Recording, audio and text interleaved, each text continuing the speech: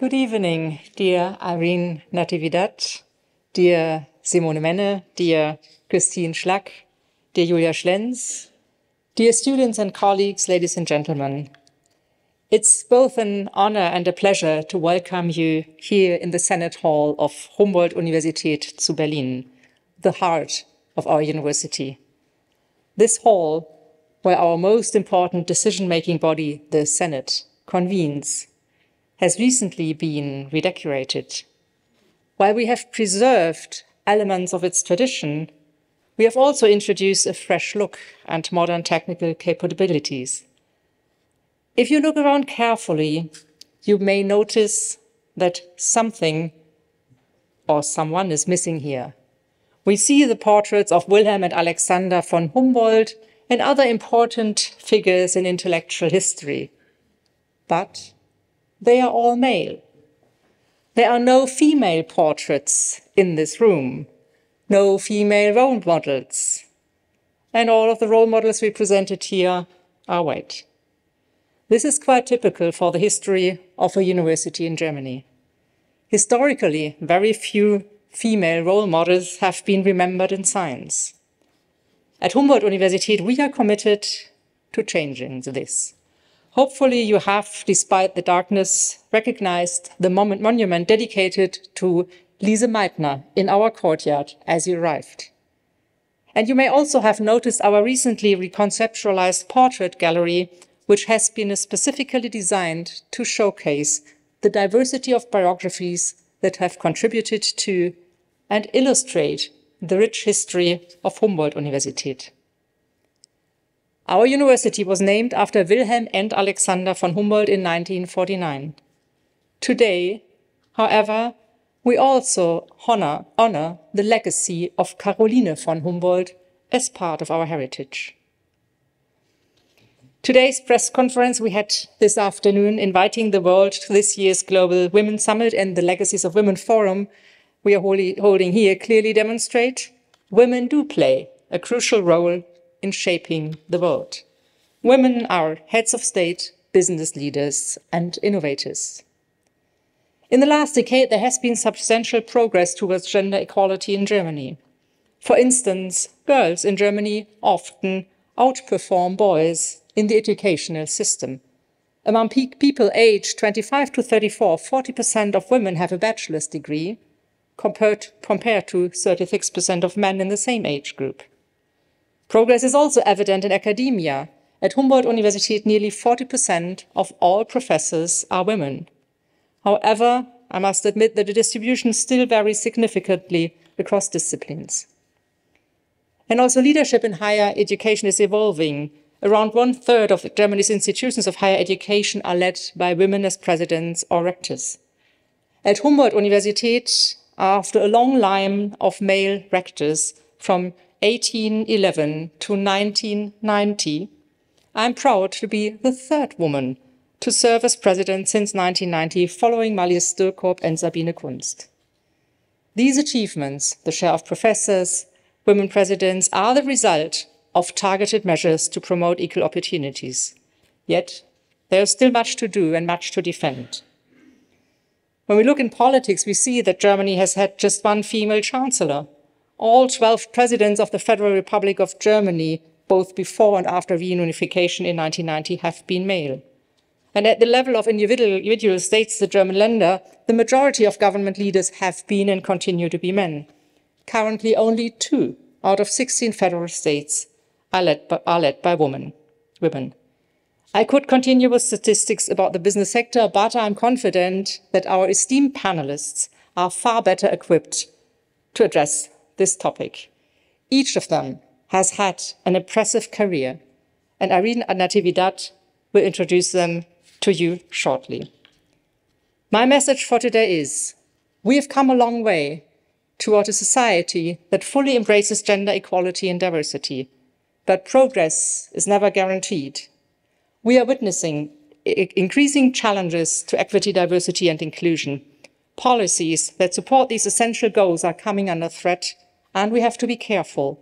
We need to encourage the next generation, and that is why we are here tonight, We want to hear from our distinguished guests about their experiences and their visions for the future.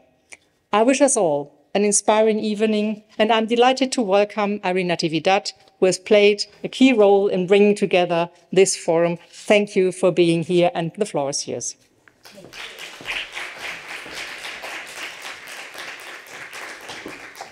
It's so wonderful to have a podium that fits you. You know, all podiums were made for men. And so usually I disappear.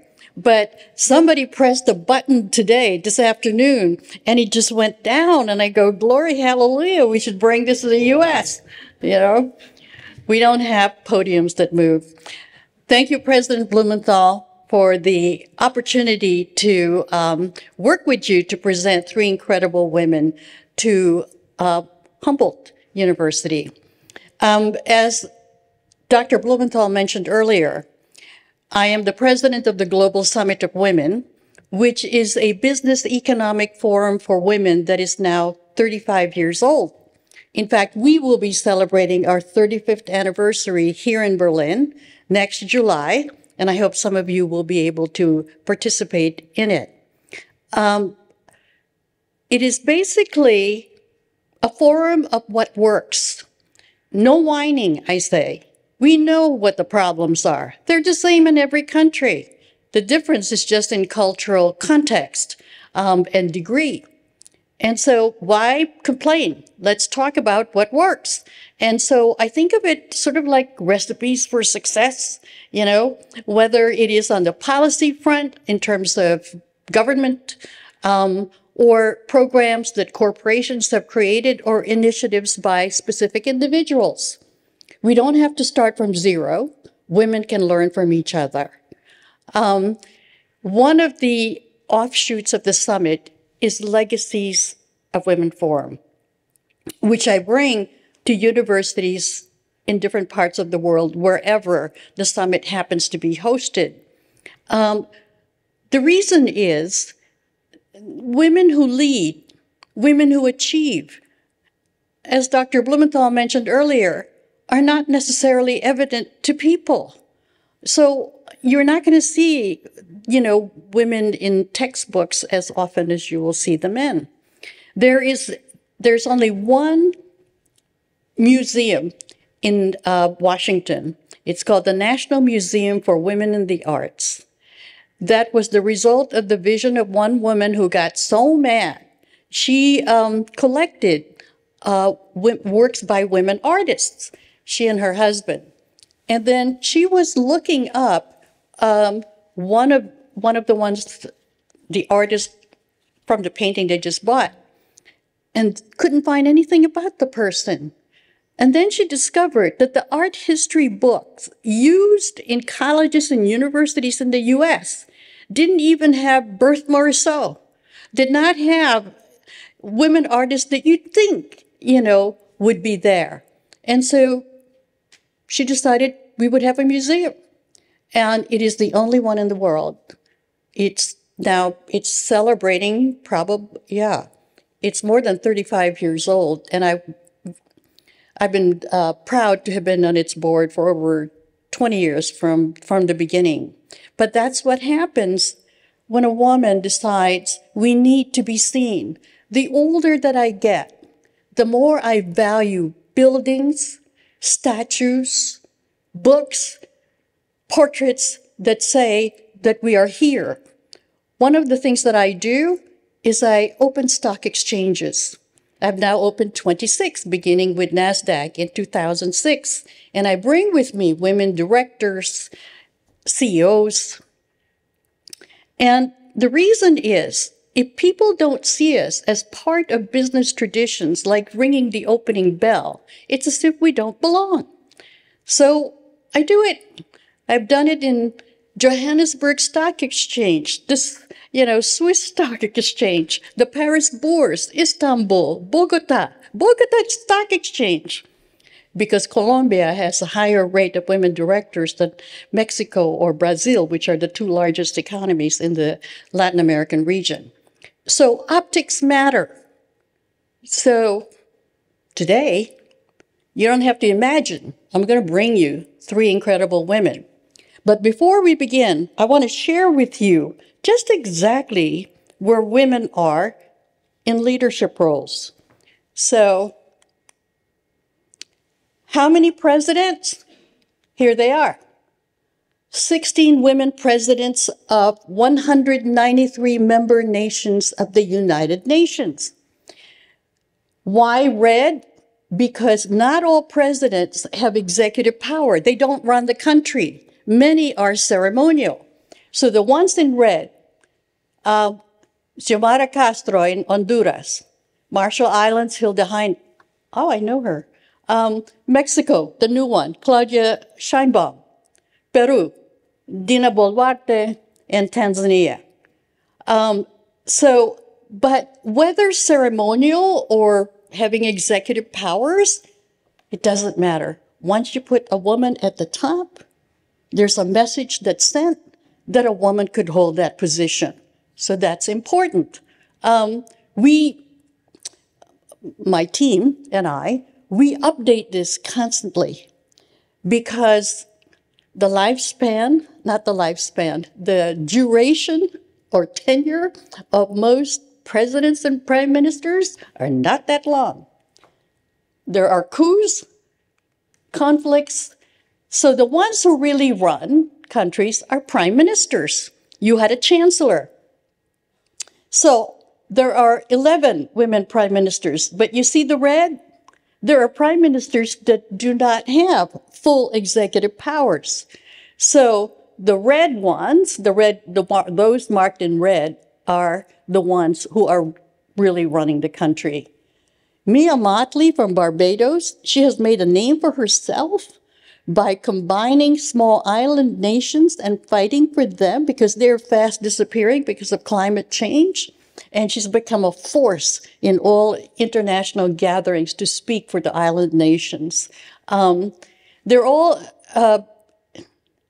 well, I could talk about each one, so I'm not.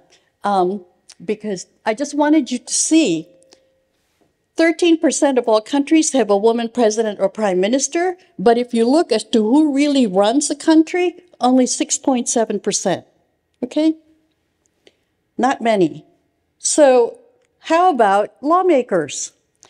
Well, North America right now does pretty well. I don't know why, because it doesn't look that great in the US. Followed by Latin America and the Caribbean at 34%. Europe does fairly well at 32%. It's no surprise to you that Middle East and North Africa is only at 16.7% women in state legislatures. But the global average right now, 27%. Not great. How many women ministers do we have? Not even 25%. I like pie charts because they show you how horrible something is. Look at that. All red, mostly red. And most women ministers do not necessarily have a portfolio of finance, of foreign affairs, defense, the ones that count, okay? So I wanted you to see this so you understand we ain't there. You can have numbers, but it's good to always see exactly how regions compare and where exactly are we. So on the corporate side, women CEOs, not great. The U.S. actually doing pretty well. 11.6% of the 500 largest companies in the U.S. isn't great, okay? Europe, Africa, Latin America at 9%, MENA at 0.9%, Asia Pacific at 4%. Not terrific. So we're not running countries and we're not running companies. So what about boards? Well, by region, because of quotas that have been put in place that began in Europe, Europe does the best. That's the average, 35.6%. But countries differ. The DAX 40, your blue chip companies, are at 40%. In France, many of the I think the CAC 30, they're over 50%. Competition enters, which is why I love quotas. You know, people think with a quota, the great unwashed comes in. Oh, no, no, no. No company can afford to have a bobo on their board. So, North America, we're catching up. We have no quotas. Look at Africa, 25%. Kenya has a quota for women on corporate boards. They've conducted studies, not just Kenya, other countries. Morocco, for instance, has done a great study. They also have a quota. Asia Pacific doing better, and again, men at 8.6%. Now, Germany. Some of this you've already heard. Male directors, it's actually closer to 40%. This is the average. And then in terms of women CEOs over there, in the EU, 9%, German women CEOs, 7.5%, okay? Women executives, senior management, better. Better in Germany at 26% compared to EU in general at 24.7% or 25%, roughly. So that's the picture of where we are at this point. So having women who lead companies or regions for large multinationals is a big deal. And so today, I'm going to share with you several of them, 3 of them, who happen to be with us tonight. So I'm going to move over here, and I will introduce each one by one. So let me begin alphabetically with Simone Mene. I have to tell you, when I was asking around, who are the women who do things, who lead things, her name kept popping up. Simone Mene is the president of the American Chamber of Commerce for Germany. She has the distinction of being the first woman to be appointed to the management board of a DAX 40 company, and that is Lufthansa. So, Simone, would you please come up?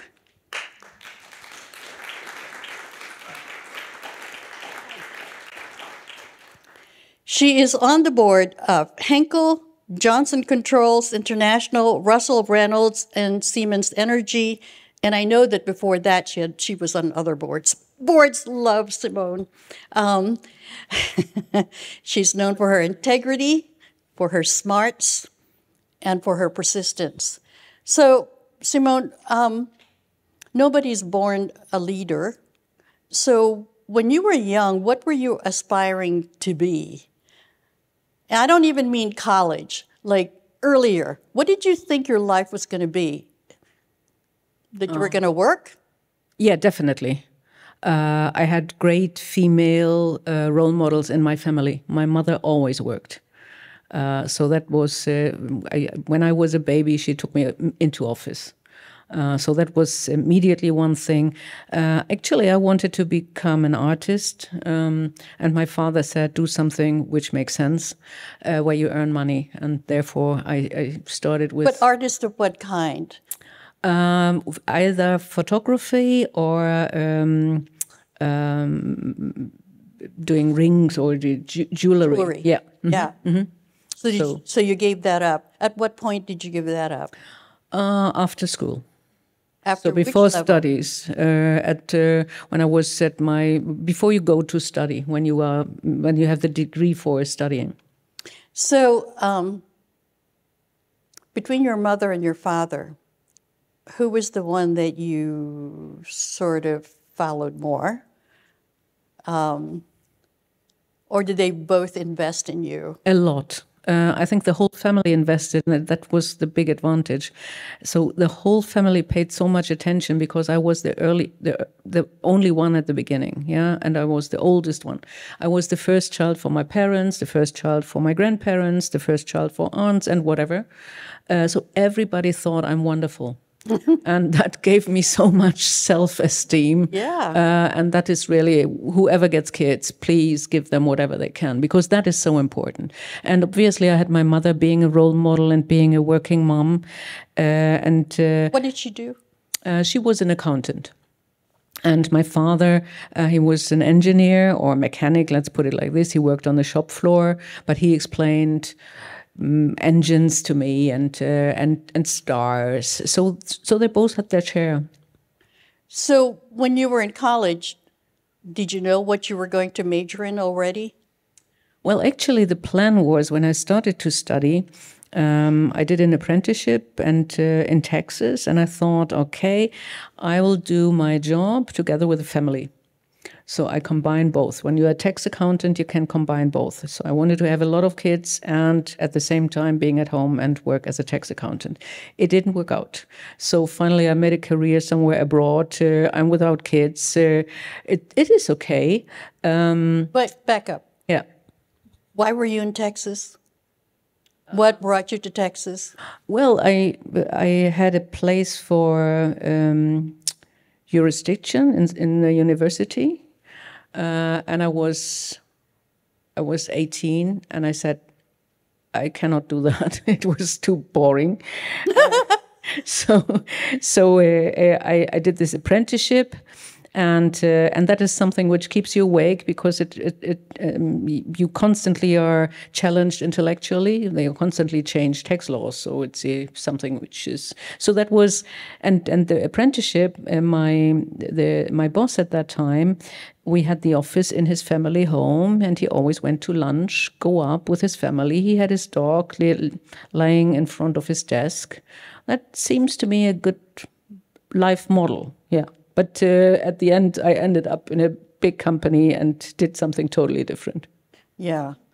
So the kids, you said you had kids? No, I have no kids. Oh, okay. So you were able to travel around and move around more. An advantage I had during my career is a total independence in finance as well as family bonds. And that has advantages, but also disadvantages. I have a good friend. She has 3 kids. She has a wonderful family. And we always look at each other and say, okay, what is the better model? And we find out, okay, we both live wonderful lives and share. Wonderful. Please welcome Simone Menne.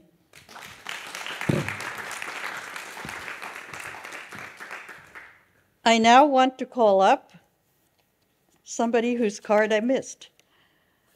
Christine Scheck of 3M. She was with 3M for 2 decades, right? Which is really amazing. Moving up in increasingly responsible, management roles. And now she heads up 3M for Central Europe, which is what Germany, Austria, Switzerland, Netherlands, and Belgium. So please come up.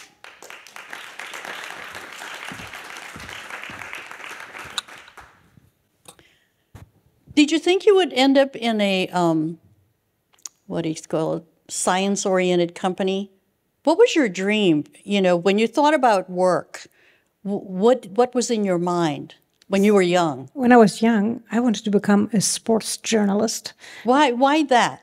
And I wanted to be in a stadium and reporting on and telling what's on the screen. I have no idea anymore why this is what I wanted. But then I wanted to study geography and history, but I didn't want to become a teacher. So I chose my studies simply because at that time it wasn't normal to study abroad, and economics, partnership with a university in France. So I said, why don't starting economics? I had no idea what this is. So this is how I ended up then in marketing, international management, and why I ended up at 3M was at the end an interesting interview, an interesting workshop where they recruited young professionals coming out of university, and I just said, hey, it's cool. I would love to do that. No idea what this really is. Where are you from? Are you German by?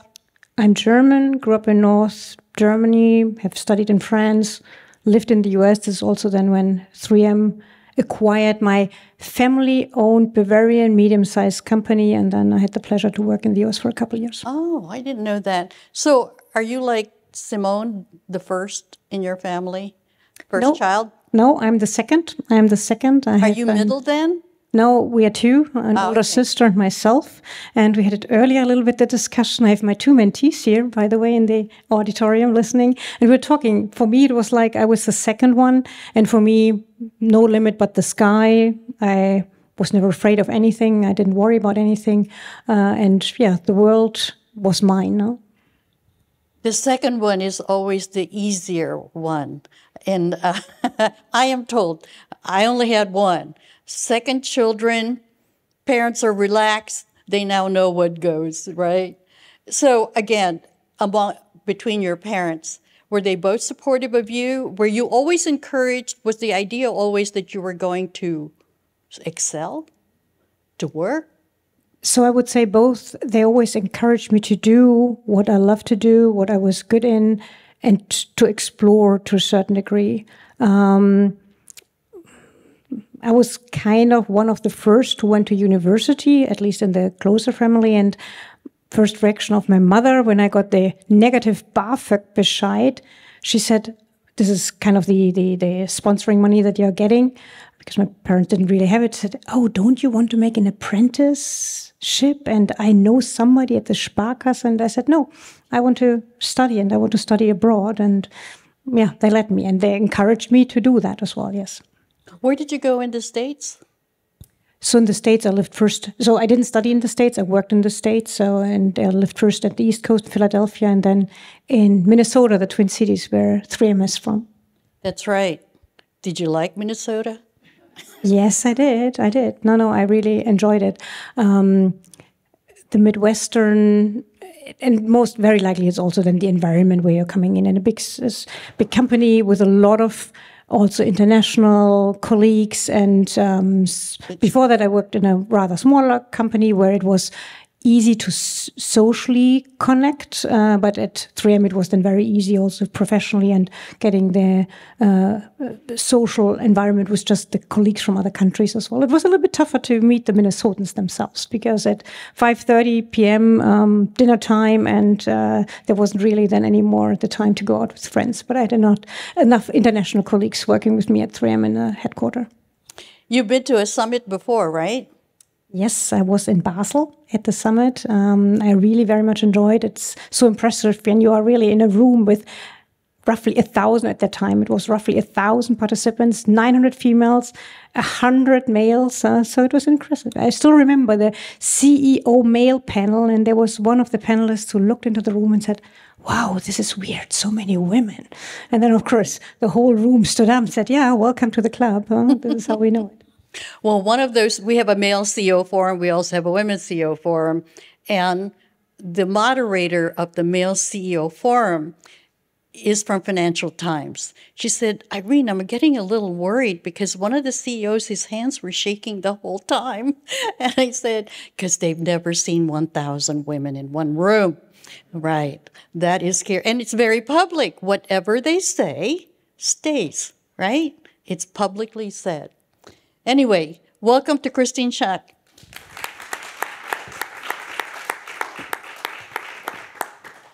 Last but not least, Julia Schlentz, also somebody who's a veteran of over 2 decades, right, at Dow. She now has been promoted, and she is leading Europe, Middle East, Africa, India, right? EMEA, right. So please come up.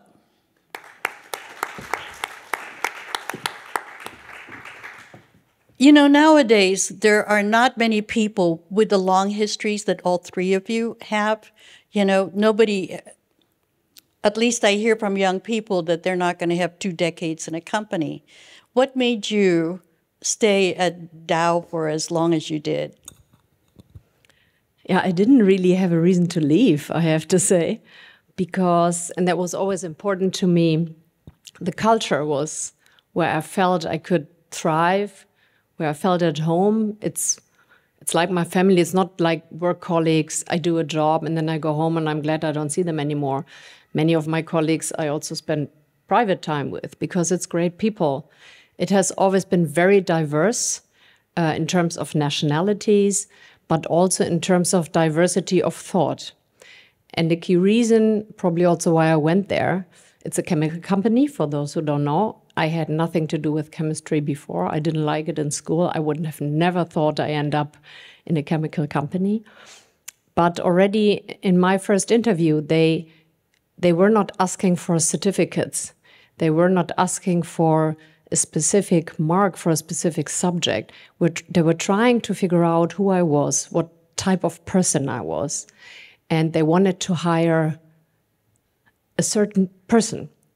And that is still there. When we want to hire someone who, is curious, who's a driver, who tries to impact things and do things. And that has impressed me a lot. And it started already on the very first day. I remember I came there, I started in sales because I wanted to learn the company from the basics. And I said, well, where can I learn the most? And I said, sales is a good one. I said, okay, fine. Okay, here your customer. At that time, still files. So I got the files. And then I remember turning around in the door and saying, just one quick question. This polyethylene that you want me to sell, what is it? And they said, you'll find out on your way. And so I did. Yeah. Well, what did you study? If you didn't study chemistry, what did you study as an undergrad? So I actually studied communication sciences, and that was communication sciences. It was economic psychology and marketing. In that order? All together. All together. In a mix. Mm. But before that, when you were even younger, what did you really think you wanted to do? Yeah, I would not necessarily say it was just this one job. I wanted to move something. I wanted to be part of doing something, changing something. And later on, when I was, in school and started to think what profession that could translate into, thought maybe the direction of journalism could be something. But most important for me was you can have an impact. You're part of something and you move. That's why you stayed. So are you an only child, elder child? Where are you? I'm also the younger of two girls. Yeah. And you said the younger is the easier. Well, I always aspired to be as cool as my sister. So that was the driver. What does your sister do? My sister's working in the automotive industry. Mm-hmm. Very accomplished family. Again, the same question as to which parent did you feel you learned the most or wanted to please the most? It's becoming psychological here. So pleasing probably my dad. He's my North Star, but also my mom. So both, I would say, and both had different type of influence. My mother was always very politically engaged. She would, in a room, no matter how many people, stand up and ask the first question. And she would not let go until she had an answer. And she would always have an opinion, but she would also be very informed. So not just having an opinion, but, learning, reading, doing, and then trying to make a difference. And then my father was really the one who he was an entrepreneur later on, and he created things. He was the business guy. So I had the luck that I had two different parents, but both encouraging me and letting me go and see the world. They never held me back. They never said, stay, why are you leaving? Or no, go and see the world. That's why I like to come back. These are lessons for great parenting, right?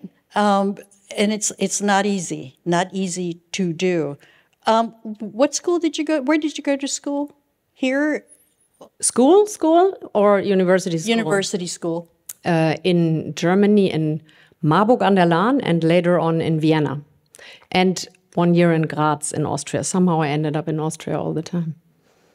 I was in Graz. Ah, that's nice. I did the Legacies of Women Forum at the University in Graz. Nice. Yeah. Good wine. Yes, it is. So please welcome Julia. Thanks. So now I'm going to ask each of you, by any measure, all three of you, each one of you would be considered successful Do you consider yourself successful? Going back to Simone. Yes. Yeah, wonderful. How do you define success? Well, I think influence and power. Having a position where you can influence things, where you can really move things, either the culture or the strategy of a company, or as now as AmCham president, relationship between the US and Germany. Well, I do it very, very little bit. No, I sigh as an American. So for me, success, personal success, is that I do something that I like, what I enjoy. I always said, and when I was still at school, I was working in factories and kind of putting bags of salt into a big box and looked at the clock all the time. And I said, whatever I become, I want to do something that I don't look at the clock while I'm working. So for me, personal success was always that I do something what I like, and also this having an impact. But I couldn't say at that time impact, making a career or so, but I'm recognizing now what my strength is and what I'm good in. Yeah, it seems that leading and influencing and working with people is something that I'm good at and I can make an impact. So like this, it kind of turned out, but I think success can be in so many ways, because I always look at us as a Swiss watch we are as a society, and we need each part of the watch. So success can have so different meanings or expressions, but important for me was always I do something what I really enjoy and I'm satisfied with. Well, to stay for 2 decades at the same company, you must have felt that that gave you an outlet for expressing yourself and still wanting to have impact. So I can repeat a couple of things that Julia said from Dow as well. We are in a multi-technology company like 3M is. You have, of course, the opportunities. You move into different functions. You move into different businesses. I had the opportunity also to move into different geographies. And this was something that suited me as well, my curiosity, and that I wanted to explore and experience different things. Again, myself never necessarily thought about that it has to go upwards in a career perspective, but I was curious and I wanted to learn and I want to constantly develop. And this in an environment where I felt I'm appreciated the way how I am, and people appreciate each other. So the openness, and this is very often when colleagues then are leaving or moving, they're always saying it is the people who made the difference, and this is also what kept me staying with 3M. Mm-hmm. Julia? Yeah, I mean, I can just chime in here. Do you feel successful? I do. Okay. Yes, I do. I did not always. That's also part, I think, of a career. It's not always just linear upwards type of thing. And that's good because you learn, and you do not only learn from having an easy step up, but it's good that there's also downhill or curves or obstacles. That makes you strong, and that makes you able to maneuver whatever comes your way. But I'd agree, it's not about a position or a title, though sometimes that can help. But it's really about the impact you make and what you do on your way. Do you see your customers being successful with your product? Do you see a business case, an investment work because you contributed? Or most importantly, when I see, some of my colleagues and the younger employees, when they call me and say, you know what, 6 months ago we spoke and you said there was this job, I could do it, and now I got it and I enjoy it and I'm good at it. That's success for me, making others thrive. That's the biggest fulfillment I get, much more than any paycheck could ever give you. Simone, you spent also a very long time at a German company. I'm sort of wanting to see the difference between working for American multinationals as opposed to a German company. You worked at 2 large ones. Do you see that that's a way German companies also operate? Well, I think at least at my time, it was the usual thing. I worked 27 years with Lufthansa, and that is a very German company. It looks like an airline should be international, but it is a very German company. But the advantage of a big company is obviously, as you both said, I could move in totally different areas. So I started in finance, I started in internal audit, went around the world, then in finance in Nigeria. I've been to Lufthansa Technik, which is a maintenance company, totally different than an airline. I have been in UK for British Midland. So you have so many opportunities to do different things, and at the same time you have a network. Yeah, so I wouldn't say it was family, definitely not, and the culture was not necessarily always pro-female, but there was a network existing and stayed even when I changed the job, and I think that is comparable to US companies. Well, that's good to know, because your work family does become a family, and I think young people who say, I'll stay a couple of years, then I'll move somewhere else, because one of them said, because you make more money when you move around to other companies. But what you do lose is that sense of continuity and creating sort of a profile for yourself that grows. I think it's, if you change companies several times, you need a different way of network, and in the company you get it automatically. Yeah, and you can choose a little bit better maybe with the colleagues you grew up and you become friends with, and advisors and others who may be a mentor. So the gentleman who made me, it was the first CFO in the DAX. I was not the first board member in the DAX. I was the first female CFO in the DAX. But he was very brave, because appoint a woman to the CFO of Lufthansa in a crisis, actually that got in lots of media coverage. But the one thing he said, nearly the first sentence was, and I didn't take her because of the quota. So that was very important for him, that I'm not a quota woman. I always said I'm proud to be a quota woman. I have no problem with that. Thank you. I always say that. I mean, quotas are doors, and you should push them. And anyone who says, well, I don't want to be a quota person, I tell them, get over it. You had started earlier, Christine, to talk about the skill that you thought you had that became the foundation for your being able to move ahead. Yes, but I didn't have that skill from the early on. If you had asked me in my early years, and also personality test that you did, I was a very structured and analytical, rather blue-red person.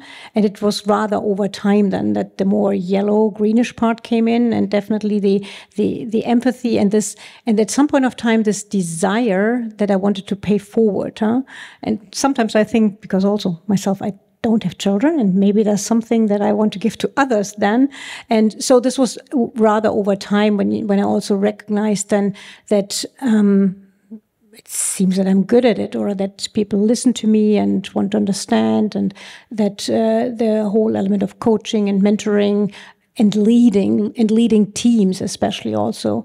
And here the element of leading diverse teams and being inclusive was always then for me the most, and being also approachable, the most important key for success. And this then the skill or the strength, however you call it, that I think that made me then, especially in the second half of my career, so to say, to keep progressing.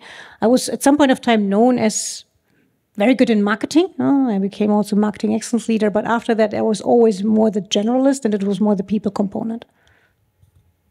So the leadership quality emerged later on, that you recognized. So this can very well be as well, that I recognized it, or also then started to feel more comfortable myself about it, that I have something to give in this regard. So you're right. Maybe it was present before, but I didn't recognize. Yeah. And it's experience at the end as well. It's self-awareness, and that comes later. So, Julia, you said you wanted to be a communications specialist at one point. Did you feel that that was a skill that helped propel you to go forward? Definitely, I think communication is important. But did you feel that that was the core of what made you succeed? Probably not. Probably not. It's an important part. I'd say maybe three things. One is curiosity. That's very important. And my colleague knows I'm asking a lot of questions, so she may sometimes think it's too much. But anyway, I think curiosity is super important because this gets you learning, that makes you understand things, that makes you put the puzzle together to be able to see the big picture, that makes you go, around the next corner and not stop somewhere and maybe miss half of the things that you could see. The other part is collaboration, very important, because without others is not, the sum is always more than each part. And so we need others to be successful. And anyway, I also enjoy much more working with others than just working on my own. And probably most important is also courage. And especially for female, we have to dare, and we have to, like Sheryl Sandberg said, lean in, right? We need to make ourselves part. We will not always be invited or naturally put in. We need to have the courage to dare to take maybe a responsibility that is half a shoe size too big, not so big that you would stumble, but big so that you can grow into it. And I think courage is super critical. So that's the three things: courage, curiosity, and collaboration. Well, Simone, you started at a time when it took more than courage to move up, not just to retain a job and be recognized, but to move up. Would you say that that's a critical factor in your Definitely. success? Definitely. I totally agree. I did do several jobs where I took risks. And I took risk and was seen. So going to Nigeria I was quite young. But Nigeria, being on your own as a woman, being responsible for finance, I got even the attention of the CFO of the group. Because it was so important as money, but it was so difficult to get the money out. Later on, I took a project which was very visible because that was 500 people moving out from the group into an own small company with a lot of attention from the unions. So being the project leader was very important. At the same time, it cost a lot of more money than we thought, so that got attention of the CFO too. So, finally, when I took over the CFO of British Midland was an airline which was clearly understood will not survive. And actually, the long list of people who wanted to become the CFO was 2, and the male one only said that because they threatened him. So I was the only one volunteering for it. But we sold this airline, and again, I got the attention of the board. So that is absolutely. So were you deliberate in looking for positions, jobs that gave you visibility? Yeah. You understood right away that being visible was critical? Both. It was both, because normally you have more fun when you have a risky job. But what I said in the beginning, the independence helped. Yeah, I was not responsible for the whole income for a family. So I could decide to take a risk. And that's not always the case. But it was, I was, I think, considering that I get attention, and at the same time, when you take a risky job, you also have more freedom. That's interesting. But you could also fail. Definitely. I did fail once, and rightly said so. A failure helps you.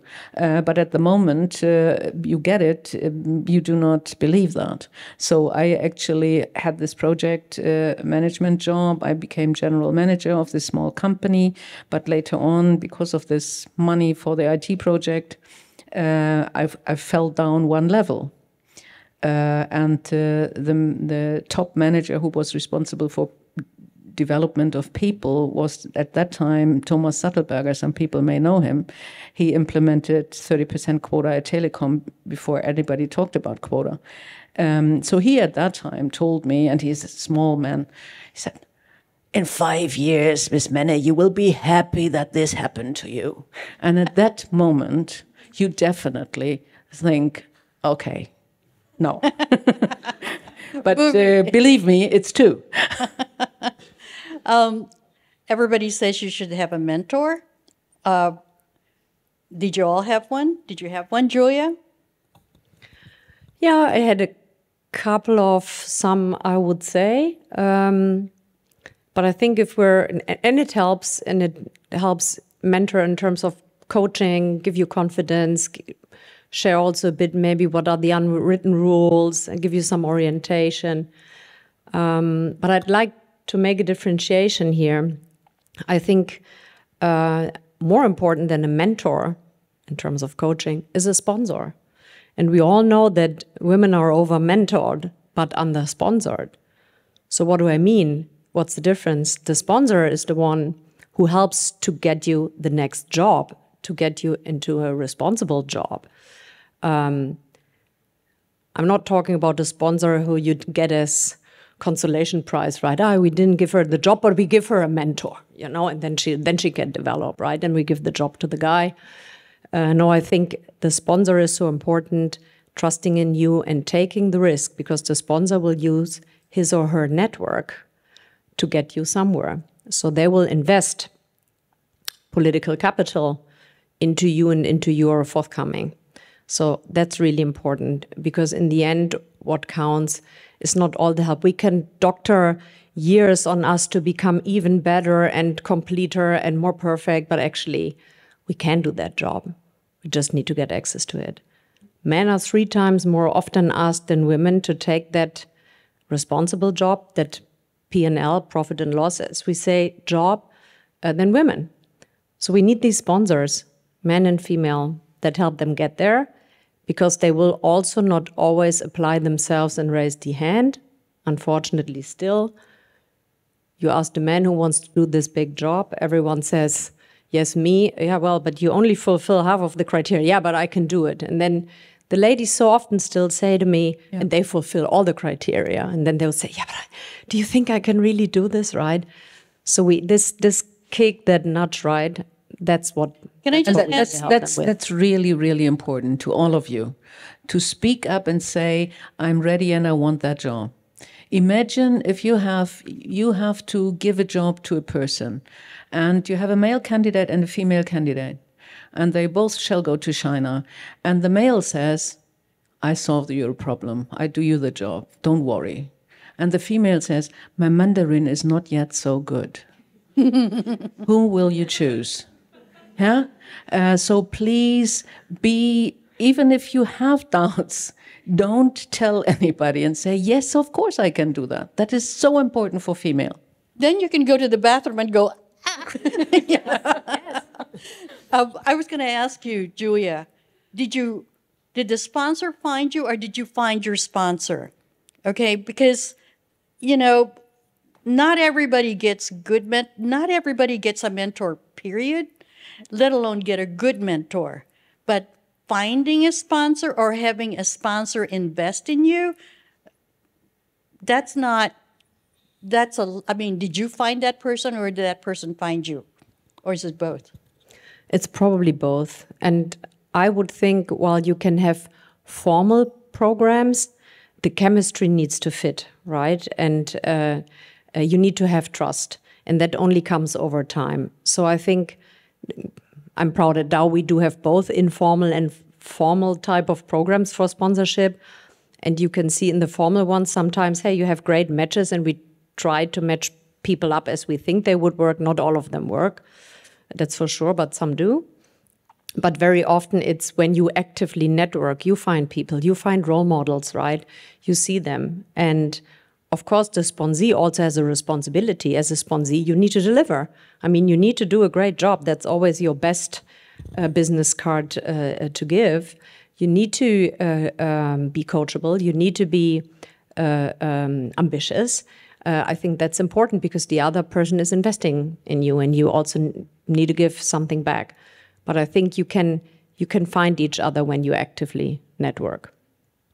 Yours? To the topic sponsor, and for example, I didn't know that I had a sponsor, but there was one, and I grew up in our healthcare business, and it's one of the best businesses, and I was just happy and wanted to stay there. I was well known.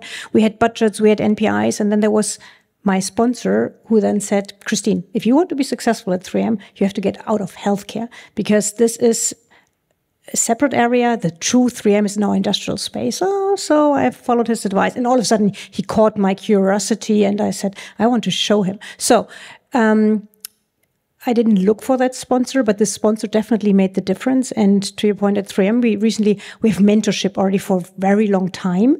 But we rather recently became a little bit more also as leadership intentional of being sponsors. A person can look for a sponsor, but more importantly, and especially for the examples what you just said, because it is as such, especially females. They're rather doubtful. Can I really do that? Can I combine it with the family? Yeah? So, and that we rather in the leadership say, when we identify females and women, where we say, you know, she really has potential and should, that we formally then assign sponsors, because of female also, and we should never generalize it. So, but they do not often ask or look for sponsors. So, but that we say, okay, we think this person, and it can be for male and female as well, but more often females needing a sponsor to really also make sure that they're making the next steps, that they're courageous enough. Then also. But you know what's key in getting a good sponsor or a good mentor? Visibility. Working hard to take on those tasks that exposes you to senior management. Without that, no one's going to invest in you, right? So you were very strategic, Simone, in finding ways, the jobs that gave you a bigger profile. I wanted to ask, you sort of hinted at this. Was there ever a crisis point in your career when you sort of thought, oh God, I don't know if I want to do this? Any of you? Well, actually, the one case I just mentioned where I fall down, I even got messages from colleagues with the address of lawyers. So they said, you should sue the company. This is not fair what they did to you. On the other hand, they gave me Paris. Yeah, so I was one step down in hierarchy, but in Paris. So I took it.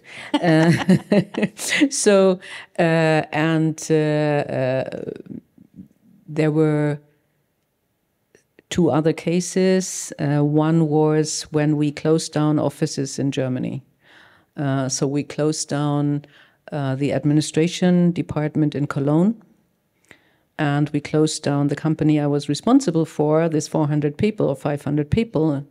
And I went there, and the people I knew and the people I 10 years before promised that this company will grow and that we have a great strategy.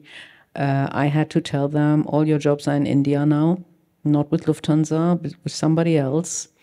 So that's what you mean by closing down. You had to let go of 400 people. Yeah. And that didn't feel good when you went They were there with Triller 5 and whatever that means. So with making big noises, small way to go through, and actually I had to stand up there, and I did, and I discussed that quite often with female leaders. I did not cry, and I always said, you cannot cry as a top manager when you are leaving. Let people go, because come on, I'm crying, they should cry, right? So that was really tough. And second case, which is obviously something which is disaster, was when a co-pilot makes suicide with one of our planes. Yeah, but that is a very special case. But these were the 3 times where I considered, shall I still continue? Well, those are big, tough points. Christine, a crisis point. Crisis Your point. career. And we are going as a company, like many big companies, through enough transformations these last years. And I wouldn't call it crisis, but I had to implement things that I didn't like, and that I necessarily also, if it was my company, that I would have taken a different decision or at least would have decided to do it differently. But nevertheless, but these were then always moments where I then thought and felt for myself, as long as I can do it then my way, so also executing the decision that somebody else had taken, but as long as I could do it my way and do it with the people and exchange with them. So I always needed to continue to feel comfortable that it's still myself who's doing something, that I can show a certain level. Even though you were doing something you didn't really approve. So really didn't approve. Again, it's always so easy to say, if it was my company, I would have done it differently. I can add, I always understood why the company, the corporation took the decision. And as long as I was able to at least explain the rationale, this was always a big point for me. And then saying, and now at least you do it your way and you do it with empathy and you are there for the people. Where I always felt the company has taken this decision. And if I'm here or if I'm not here, the company will execute that way. I can at least try to make an impact in the way how we are executing it. Got it. Yeah. Julia? Yeah, Or did you always sail upwards? No, of course not. Of course not. Yeah, There's also, dispute maybe with people. You have people around you, and you feel they're not honest. They have a hidden agenda, things like that, where you feel maybe they're working against you or something. And I have to say, first of all, I'm an optimist per se. That has always helped, because I always knew when things got tough, well, at a certain point in time, there will be light at the end of the tunnel. So that kind of keeps you going. I think it's also important you have your support network, whether that's your friends or your family. My case, also my husband. Very important who you get married to, if you get married to.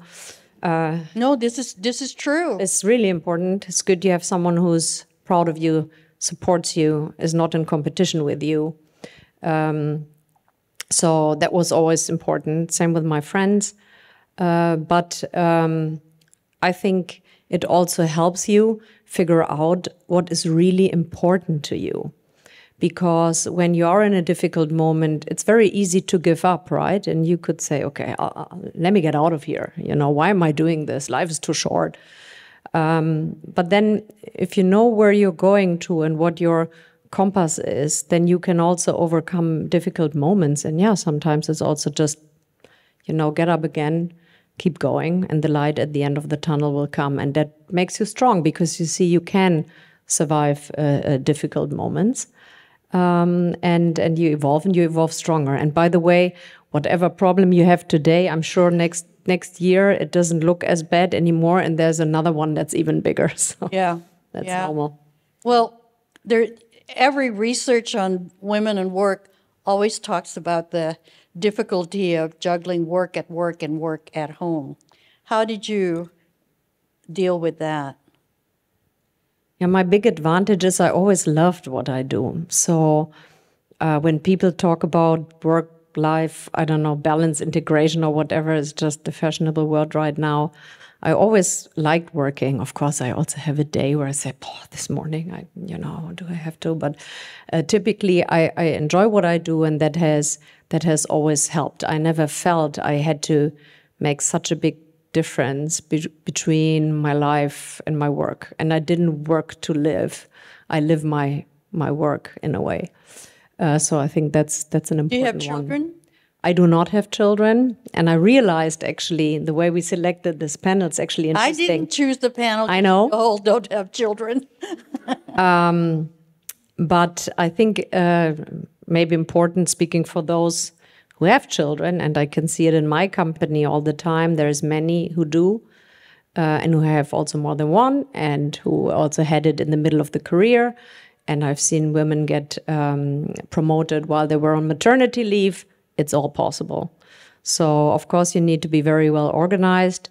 And you can have other reasons. You may have a chronic illness. You may have parents you need to look after.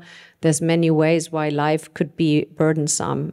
And there, I think it's also important then also that we as leaders support that and give the freedom and back up, and the colleagues back you up and take care and help you in that time. And so for this, I think trust is super important, that also our people and our colleagues are willing to share that they have a problem right now that they're juggling with. And I think that has become much better in the last years. I remember when I started work and you had a problem at home, you wouldn't tell anybody. You would hope that no one figures it out, and you would try to juggle, and that would have been very difficult. Nowadays, I think if you have the trust, if you have what they call psychological safety, and that is a responsibility also of the leader to create that, then you can say it. And then you will see how all of a sudden everyone says, oh, good that you tell us, let us help you, let us back you up. But that's been fairly recent, you know, the emphasis on an employee's psychological safety. Wellness, mental wellness was not always front and center in terms of employee care. I think that happened during COVID. Now, the two of you have said, we don't have children either. But I think what I've seen in my friends, they sort of adopt other people's children. Yes. And you create other families. Would this be true in your case? So, first of all, I have a very cute little granddaughter, who I married, let's say. So my husband's son, little kid. What is wonderful is, as soon as she starts crying, she's not getting out of the age of crying, I can hand her back, say, hey, she wants to be with your mother. So, but there's something where I say, because I still have to say, compliment, combining work and family, and this is for both, for male and female. So, and I would also say, hope it's more a coincidence that the three of us, all three, have no children. When I look at 3M, we have pretty good, we are not equal 50-50, but we have pretty good female representation in the upper management. And let's say in the shop floor, on the individual contributor level, according to our industry, also a good mix. But it is really the middle area where we are clearly seeing that the career gap is happening. Yeah. And there is just simply wherever I worked in the US, I worked in Sweden, where I really say the environment can make a big difference in terms of daycare to combine, but where I also try to kind of keep addressing it, what can we do in Germany? But it's also us as companies, we can do it differently in order to promote and to support.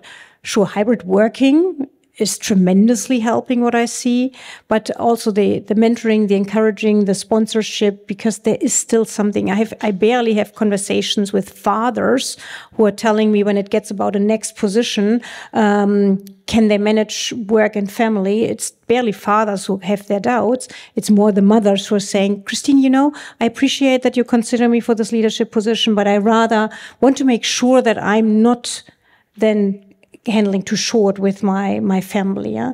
And there's something where we need to keep working on, that females feel really comfortable. It will always be there. It's not like everyone solved it, you know, definitively. I did not adopt a family. I have to admit, I was so much abroad that I did not have the opportunity.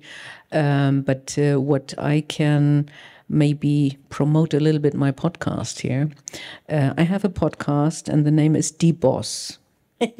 And it is great. All about role models, female role models. It's only women.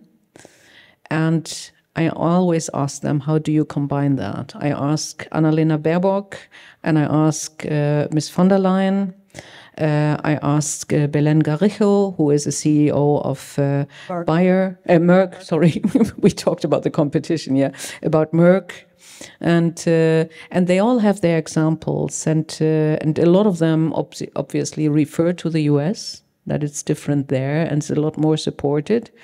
I had a female doctor, and she's now in Hamburg, and she talked about the network of working moms, which is a big support.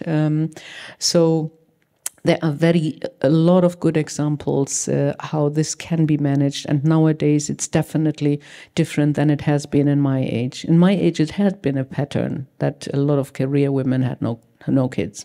Right.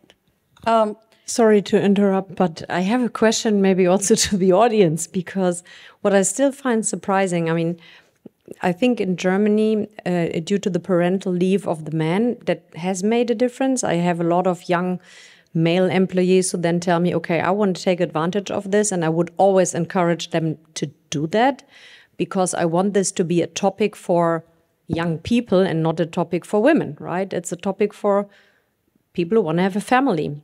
So that has made a difference. But then I'm always surprised when I see, through maybe friends and family, younger women, student age, end of their career, and they are full of plans. They have fantastic marks. They have dreams and ideas.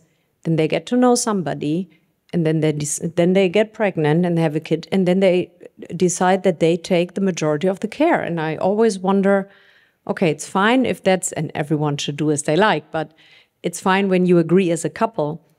But my perception is they don't really have this debate even. It's somehow still in this generation by default. Maybe in exceptions, no. But why is that the case? Why do we not have the real discussion? It's either you or me, no matter who. It's not a money question. It's a fulfillment question. Well, maybe I'm mistaken. Maybe this is taking place, this discussion. No, there are, well, this is in the U.S. There's studies of Gen Zers and also some millennials that show that young men actually want as much say in the family upbringing, and that they're very involved. In the U.S., we have a lot of ads showing a father putting diapers on or going shopping, food shopping. There's a lot more of that I have seen more recently.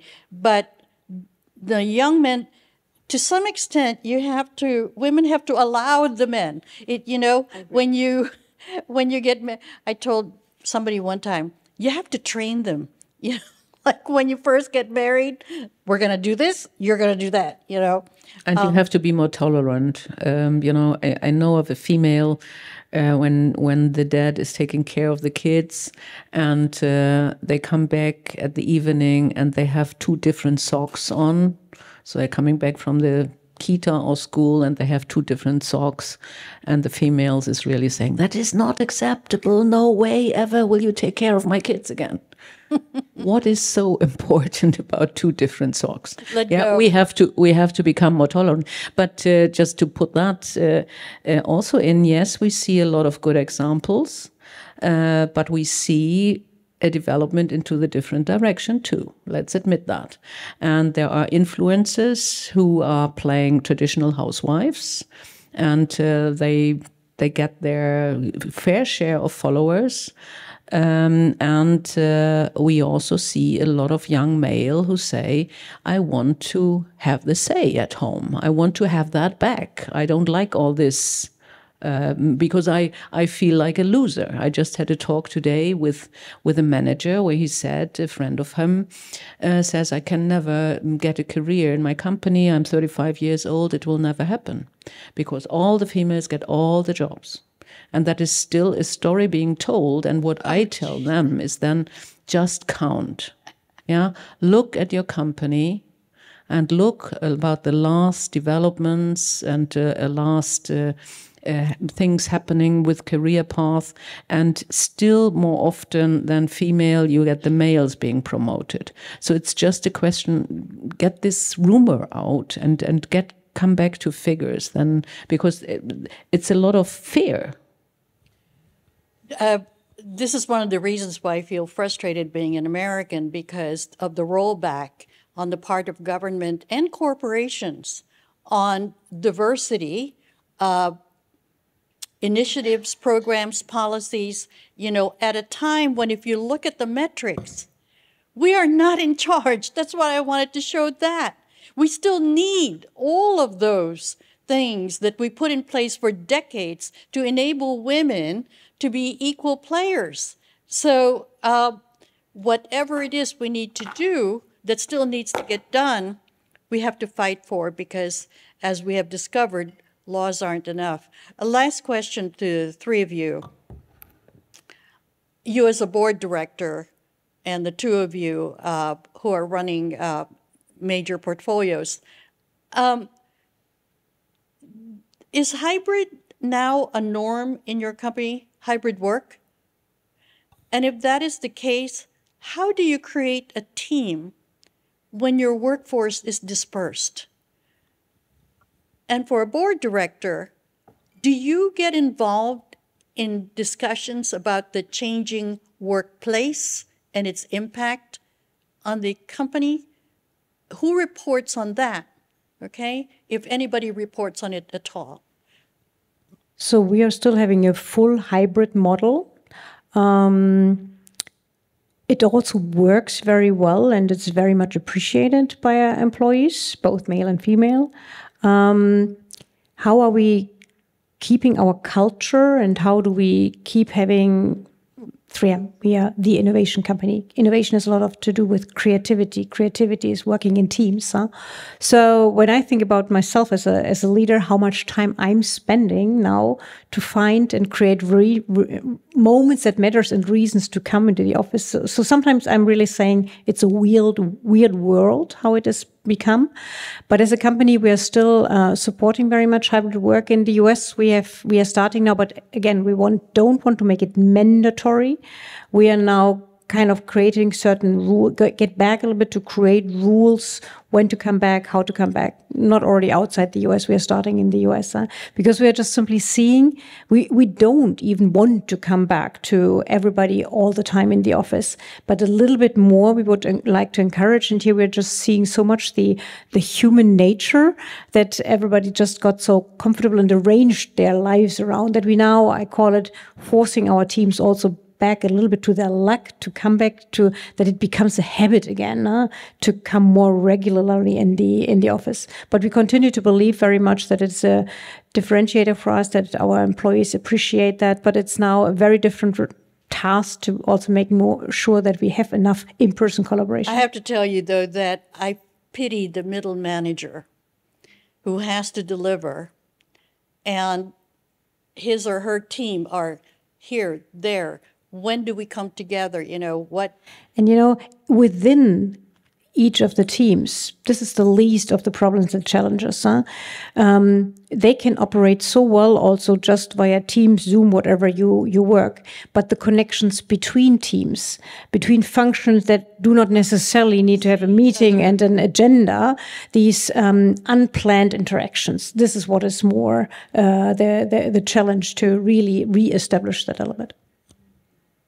Julia. Yeah, it's somewhat very individual, because we have a big manufacturing part in the company. That's the biggest workforce we have, and of course they cannot work hybrid, right?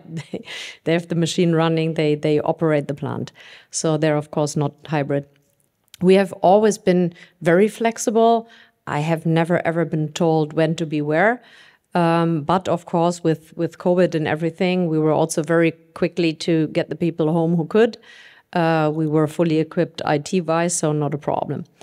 Yeah, and then it was a bit like an adventure.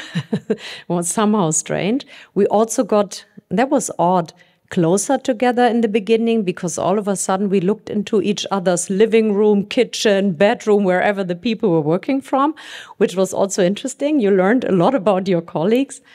And then I think after a certain while we realized, okay, there is a bit of a lack of the cohesion got looser. And then when you also hire new people, that's particularly difficult.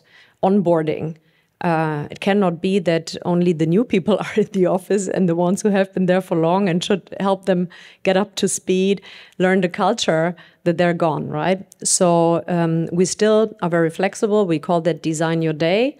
But teams, a bit like you said, they define for themselves when do we need to be together where.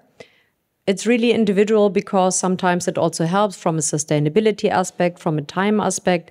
I've met so many customers during COVID, more than I ever had met before, because it was so easy, just an hour, you didn't need to go and travel.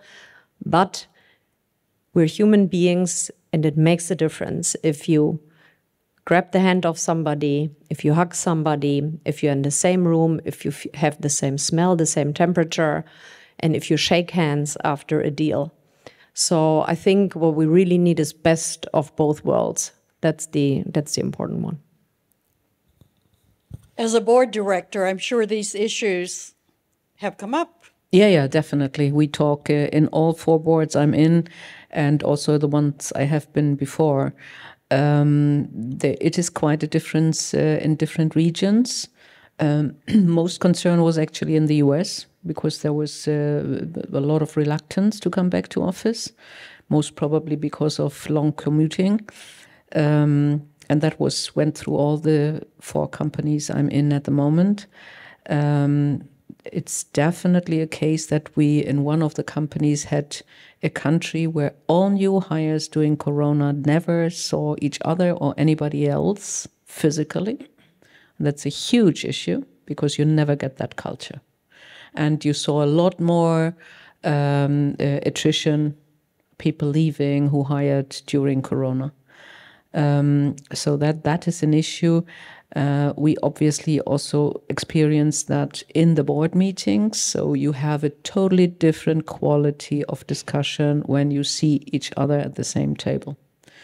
You see, they both hear somebody is speaking there, but they both are saying, you see that. Yeah. You don't see that when you do in teams. And I also have some concerns regarding the middle management or the leaders, because you do not always see the reality of the person. Is this person suffering, in good shape or in bad shape? Because in teams you can play it for an hour or whatever. A lot of people switch off. Good friend of mine, she's working a normal job as a programmer. She says, I don't switch on my screen. I don't want my boss to see me. So I think it is a concern, but none of the companies actually plans to go back fully work physically. And then, of course, it's savings, how much rent, the commuting, do you lose people? And and I think it will be a discussion, and has been a big discussion in Deutsche Bank, for example, when they wanted to change. So people are reluctant to do that. You may lose workforce. So I think it will still be models where you find hybrid solutions. And in the small MCHAM team, we have rules that they have to be there 50% of the time. And there are special days when all the teams are together, because if they do not know from each other what's happening, we cannot fulfill our role. Well, I don't think any company has the magic answer. I think a lot of HR officers are still trying to feel out what works for the company.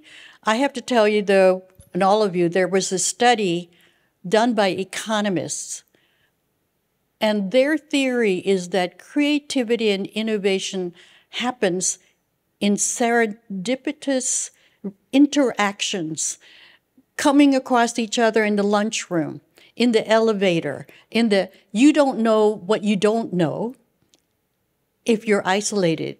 I always tell people, everything costs. So if you work totally remotely and you're a woman, because you got 4 kids and that's the best way to work. The risk is isolation. Nobody sees you. If it was hard to be visible before, when it was 9 to 5, 5 days a week, imagine if you work primarily remotely. How can people see your value as an employee? So the economists said that when it's called clustering, that's their term, that ideas happen without you thinking about it because you clustered with somebody. You know, somebody in the elevator said, did you hear that marketing is doing blah, blah, blah?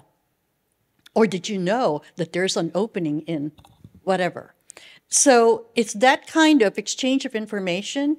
And so the economists are not I could gather, they are not in love with remote work.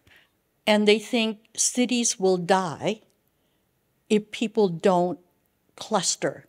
It's not just in the office. It's when you meet in the, cafeteria downstairs, the deli, and you know what the #1 healthcare problem in the U.S. now? Isolation and depression. I think it's all 3 of it. One, creativity is a point, and it's definitely that you have to bring people together who are not in the same team or not in the same discipline. And that is obviously happen in the canteen, in the kitchen, and whatever. But you can obviously also make workforce. The another one is isolation, which is a huge issue also in Germany. And the third one, and we had Professor Almendinger, who made a study, and she said, especially for women. Yes. Most of the women stayed home because it seems to be comfortable having the kids or the household or more care work with women. So they do not show up. They, therefore, are not visible. So she said, it will throw us back as women for 3 generations. And part of it we see. Mm-hmm. Yeah, Well, and maybe 2 more points to add. Well, quickly, fully because agree. I want to give them a shot. We do very quickly. Yeah. So one thing is also that there's a lot of informal decision making. Typically in hybrid work, you have a meeting planned from 1 to 2, 1 hour. You have an agenda set. You go through it. You may say, how are you doing in 5 friendly words, but that's it. You go through the topic. That's it. When you meet face to face, you have at least the way from the meeting room to the elevator, or sometimes maybe dinner afterwards or whatever. And a lot of alignment happens, a lot of checking. What's your opinion? A lot of debate happens. So that's something that you're missing. And the other point is that, especially nowadays through social media, we get a lot into clusters, how can I say, opinion silos, right? So we're just surrounded by people who are of our opinion, and we're not so much in a real diverse world anymore. And I think companies have a role to play, because typically with whom you work, you cannot choose. The people are already there. So you get exposed to different opinions. And that's, I think, an important role. If you sit at home, you don't. But if you sit with the people at lunch and you start to discuss, then actually that exposure to different opinions, I think, is a big, big value add that we shouldn't underestimate. Economists will agree with you. They said maybe you could do a lot of admin type work, tasks at home, but new ideas you may not get. So anyway, I just looked at the time, and we will make time if anybody has questions or comments. There's a mic over there, so just come up. It's on the aisle right there. Come on, guys. Come up, ask questions, make a comment. Dare. Remember what we said about boldness and visibility? So I hope that works. Actually, I wanted to answer before when you were posing that question. So I have 2 kids. And I feel like what for me was missing in this discussion was that is not only an individual choice. So I think not only that I'm a parent, I'm also a lonely parent, like week to week. So that means I have the whole work scenario to myself. And I think a very important thing to, when we talk about care work, it is a structural problem. So it is designed as a structural problem, or it was designed as a structural role, and this is where we're still at. I know a million families, and not even one haven't discussed that question. It's just, and I study politics, so I have a lot of friends who've been deeply into leftist politics, and all of them were absolutely, what is the word for überzeugt? Yes, thank you, convinced that they're definitely not going to fall for that. But what's happening then is that for a lot of different reasons, the structure makes sense. Financial issues, stress. And stress, I think, is one of the biggest issues, because if you leave a structure, in any case, like a structure that has been bound to your body, to your thoughts, to your feelings, to a lot of different things, it creates stress. And you need to have the resilience to leave that, or to overcome it, or to grow into something different. For that, what you need is support. But having a single family and a nuclear family, that mostly means you don't have a support, especially in a global system where people or families live abroad, right? So the family is somewhere else. And I feel like that creates isolation. So the stress is put to two people. They normally start to fight about that topic. Who has to do the job, blah, blah, blah, blah. So for me, the solution was separation. That gave me a lot of chance to just decide everything by myself. But what does it not give me? A lot of resources. So, you know, it's like, I think it's a bigger problem than just a decision of, do I do my dreams? I think it comes with so many questions, and then having to solve all these questions while changing a fucking diaper, having no sleep at all, right? So it's like the list is long of stresses that come. That doesn't mean there is no solution, but it's just, it is not an individual problem. I think, and because I'm a mentee of Christine, and I heard her talking about like these issues that women don't want to do that, and they say like, oh, I don't know if I can handle all of that. I was a super courageous person, and I consider myself in some levels I'm still. But the moments I had kids, I was anxious as fuck. It's just started. It's just, and I thought, is it hormonal? What is it? I think there's so many things that come to that moment, because my identity also, even though I'm gender and non-binary, my identity is still bound to the topic of, will I manage that in a well way? Will the people perceive me a good parent? Like, my identity is built around that. And it is so hard to get rid of it. It's so hard. Like, I can work for it, but still every time I fail, I have to confront that thought. I have to do the decision of not caring, right? So, and I think this is just the mental stress that comes with it is way bigger than sometimes we think. Bigger, you're a single head of household. That's already a big deal. That is hard, and you're right. Separation means you don't have another arm, nobody else to schedule with, even if you have to fight for it. I don't think there's any magic answer. Even up till now, I always think that I make the right decision in terms of my son. You know, parents continually question, am I good enough? So you're not alone in that, but you are alone. So the key is to find the supports that can, and it may not be family, it could be other people, so that in terms of the physical work, as well as your relief, you know, from having that stress on a daily basis. And unfortunately, there are a lot of countries that show us how a support structure can look differently. Yeah? And it's a very personal choice if you want to be with your child or if you want to have it cared of. But in Germany, I feel we are not giving you the choice. I mean, we as companies, sadly, we are trying, or as leaders, we are trying also then to encourage, and it should be working. But at the end, it is having the reliable support structure that you could also would know that during the day somebody else is there to look after it.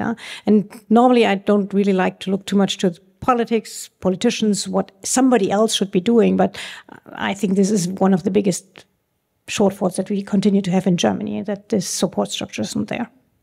Yes, and I think it's especially for just to bring the perspective on non-white women in this room, because I also have Kurdish family, it is super important to think about it. It's not about bringing it to like, yes, and this is all the problems, like you said before. Like, it's about what does work. But what does work in different things is mostly community. It's mostly about having resources, and this is the biggest issue. And I think it's like we can just focus on that, but I wanted to make it a structural. It is a structural, like, to not let it fall back on individuals to look for resources, but to think, if we even want to think it bigger as a company, we have to think about resources. So we want to have women in leadership, we have to think about their resources and how to, if we have chances, to back them up. Yeah. It's very important what you say. I want to thank you for your openness specifically. Yes, thank you. Anyone else? You in the back. And then you way in the back. Go ahead. Hello, everyone. My name is Apurva. I am a public policy student at Hertie School. You all talked about having supporters who serendipitously probably told you that that was a better idea or seek something. How did you go about finding these supporters? And how do you maintain relationships with them? They are part of your organization, and yeah, essentially, I want to know more about how do you manage your relationships? Can I just answer this? In some companies, mentorship is structured. They will assign a mentor to you. Sponsorship, that Julia mentioned, is a higher level, where a higher level person invests in you to be promoted.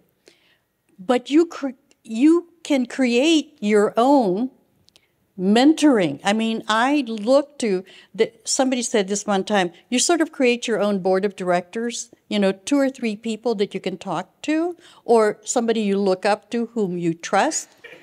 Mentoring sometimes is as important when it's informal as formal, as well as formal. You can create mentors, by going to them and just asking for advice on a certain thing, and then, can I come back to you at another time? In other words, it doesn't have to be so formal. It's great when companies say, so-and-so will be your mentor, and then it changes, with time. But you could also find mentors. My mentors were not, well, I'm in a totally different, I don't work for corporations. 3 congresswomen became my mentors, but I went to them. Okay?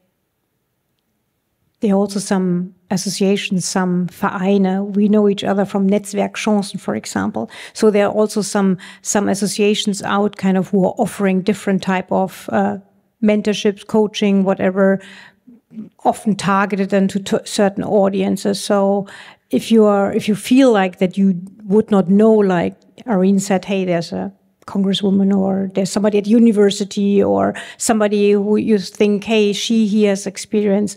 Look also a little bit, maybe if you find, because there's some, in German we call it Vereine, who are also supporting different type of mentorships as well. Because seeking advice is very, very helpful, definitely. Thank you. Thank you. And I mean, chemistry is important, right? That you have a trust and that it fits. And then maybe if you see somebody where you say, okay, I feel I could trust this person, just ask. Honestly, I've never seen that someone said no when you ask, would you support me? Would you be willing to be my mentor? I have never seen someone saying, no, thank you. So try it. You in the back?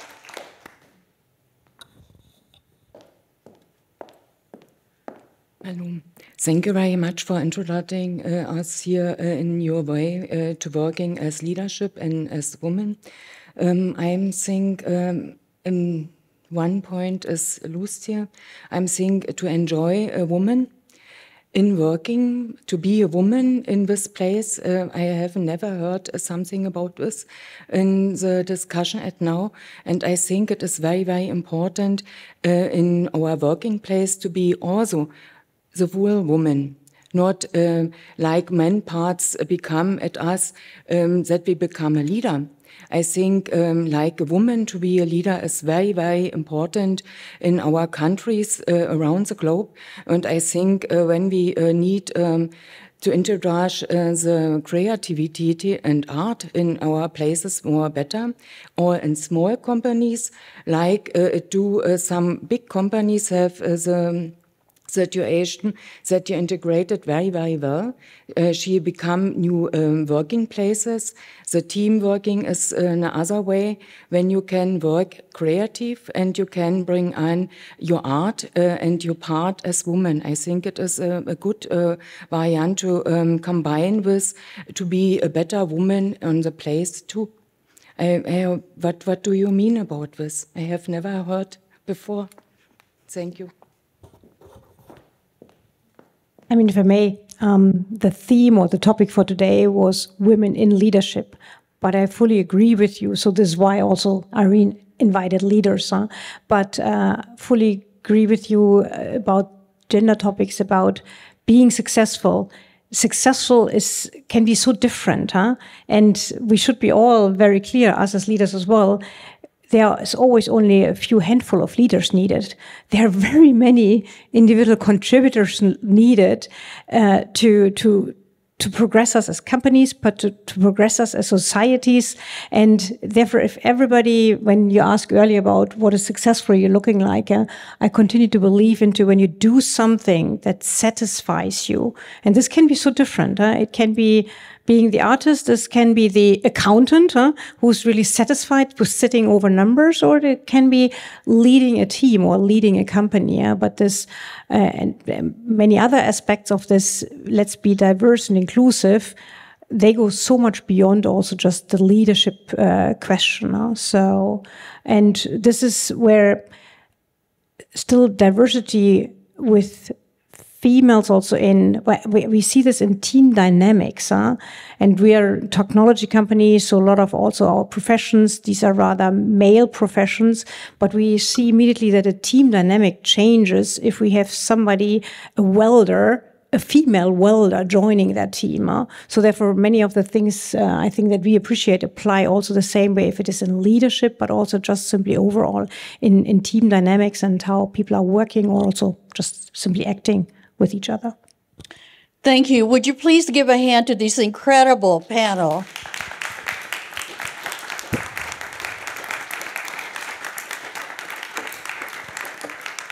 And thank you all for coming.